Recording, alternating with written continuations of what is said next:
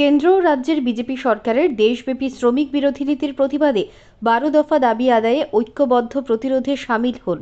এই ব্যানারকে সামনে রেখে বুধবার আগরতলা সিআইটিইউ সদর দপ্তর থেকে একটি বিক্ষোভ মিছিল বের হয়। এই মিছিলটি আগরতলা শহরের বিভিন্ন পথ পরিক্রমা করে ওরিয়েন্ট চৌমুহনীতে গিয়ে এক সভায় মিলিত হয়।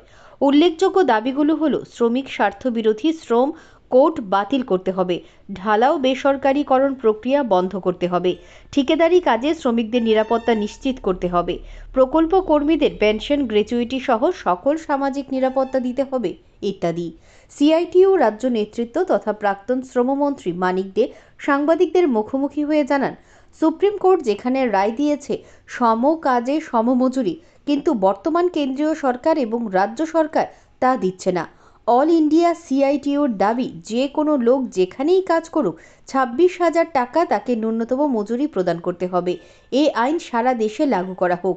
তিনি এও বলেন, শ্রমিকদের জিপিএফ এর টাকা আত্মসাৎ হচ্ছে, অথচ মালিকদের বিরুদ্ধে আইন রয়েছে তাকে পেনাল্টি করার, কিন্তু এই পেনাল্টির হার এখন কমিয়ে দিয়েছে, ফলে শ্রমিকরা বঞ্চিত। আজকের এই বিক্ষোভ মিছিলে রাজ্যের সমস্ত অংশের শ্রমজীবী মানুষরা অংশগ্রহণ করে। Bureau report, digital Tripura. এই যারা আছে আউটসোর্সিং এর নামে, ঠিকাদারির নামে যাদেরকে এইভাবে সারাদিন কাজ করিয়ে পয়সা দেয় না, এটার বিরুদ্ধে সকল অংশের মানুষকে ঐক্যবদ্ধ করে রাস্তায় নামানোর সিদ্ধান্ত হয়েছে। যারা অঙ্গনারী ওয়ার্কার সারা দেশে সমানভাবে বেতন পায় না, নির্দিষ্ট সময় বেতন পায় না, আশা ওয়ার্কাররা নির্দিষ্ট সময় বেতন পায় না, মিড ডে মিল ওয়ার্কার নির্দিষ্ট সময় বেতন পায় না, আমাদের রাজ্যে যারা পাম্প অপারেটর তারা বেতন পায় না, এসপিও যারা কাজ করে তারা নির্দিষ্ট টাইমে বেতন পায় না, এদের বেতন বাড়াচ্ছে না, কিন্তু তাদেরকে সারাদিন কাজ করায়।